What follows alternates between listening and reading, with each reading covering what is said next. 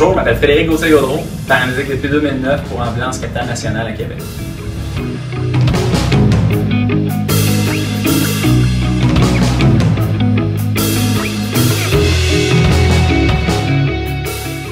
On commence par l'accident de la route à Québec l'année passée. Un accident bien ordinaire où il n'y avait presque pas de dommages, mais une maman qui était au volant avec mal dans le cou. Puis une petite fille en arrière, là, après 4-5 ans, qui pleurait beaucoup. Puis elle n'avait pas de blessure, elle était bien correcte. Fait qu'on a fait le transport, on appelle qu'on a fait nos procédures ordinaires. Une fois à l'hôpital, on a donné un toutou à la petite fille pour qu'elle puisse être consolée, puis serrer un toutou dans ses bras parce que sa mère était immobilisée. Puis plus tard, une couple de semaines par la suite, on a reçu au bureau une lettre de remerciement de la mère qui disait qu'on avait surpassé les besoins de la mère en sécurisant la petite fille, puis en la consolant. Ça a sécurisé la mère qui a pu penser à elle puis à se rétablir. Comme ça, mais c'est un petit geste, un petit travail ordinaire de tous les jours qui fait en sorte que les parents ont bien apprécié.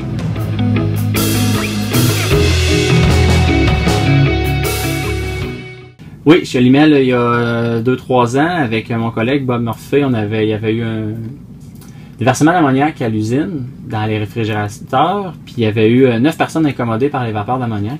On est arrivé comme premier véhicule avec les pompiers de la municipalité. Ça avait passé aux nouvelles, ça a été une grosse intervention pour la gestion de scène. Les pompiers de Sainte-Marie et également de Vallée-Jonction sont toujours à l'intérieur de l'usine d'Olymel ici à Vallée-Jonction pour tenter d'aérer, puisqu'au moment où on se parle, il y a toujours donc des poches de gaz à l'intérieur de l'usine. Il avait fallu gérer 9 patients dans un contexte rural avec 3 ambulances seulement. On essaie d'avoir des ressources.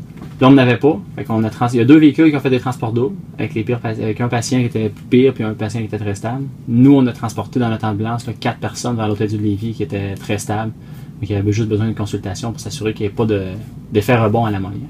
Puis il faut juste s'assurer que les pompiers les arrosent bien puis qu'ils soient décontaminés puis qu'ils rentrent, si possible, pas habillés dans l'ambulance. Ça a amené un défi quand on arrive à la fin de l'automne. On a enlevé juste les chiens de travail, les arrosés, on leur a mis des chiens de travail propres qu'il y avait à l'entreprise. Puis on a pu les avoir au moins habillés, mais pas avec le linge original dans l'ambulance. Puis c'est une intervention qu'on trouve pas souvent avec le triage, les mesures d'urgence, les communications avec l'agence, superviseur de la centrale qui s'est déplacé sur place, superviseur des pompiers. Il avait même appelé les pompiers de Québec et de Lévis pour avoir des renforts pour les matières dangereuses. Il faut se souvenir de l'école, ça fait un bout, mais il faut se souvenir de l'école, il faut discuter avec notre partenaire en route.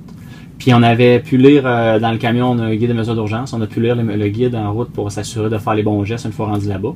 Puis en parlant et en se communiquant avec les pompiers et les paramédics, là, on a réussi à avoir une belle intervention somme toute. Là.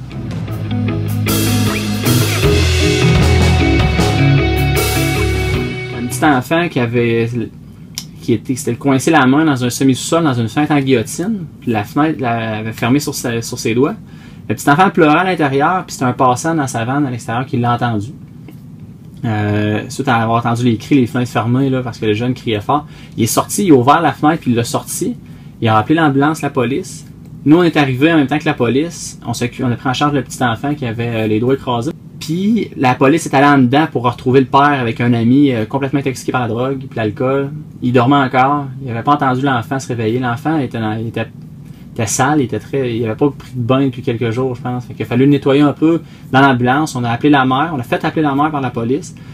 Une vie assez spéciale, là. Chicane de couple, séparation, puis garde partagée.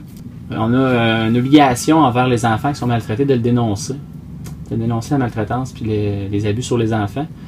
À ce moment-là, c'est sûr qu'il faut appeler la police pour qu'il y ait des suivis qui soient faits. Ça chargé d'émotion. La policière avait même une larme aux yeux. Nous, on a trouvé ça chargé, intense comme appel, malgré que encore là, les soins sont de base, mais c'est vraiment tous les soins de confort qu'on apporte aux patients, l'enrobage qu'on met sur nos soins ordinaires là, qui font une différence, puis que l'enfant, finalement, il est sorti avec sa mère, puis il était bien. À ce moment-là, j'avais des enfants de cet âge-là, puis c'est moins évident. On a hâte de rentrer à la maison, les serrer dans nos bras. Après ça, on est content que les notes soient correctes. Puis j'en parle avec ma blonde à la maison, elle est ouverte, elle m'écoute beaucoup, fait que ça, c'est le fun, on peut ventiler. Puis entre collègues, on ventile. À ce moment-là, c'est plus facile de vivre et de gérer la peine.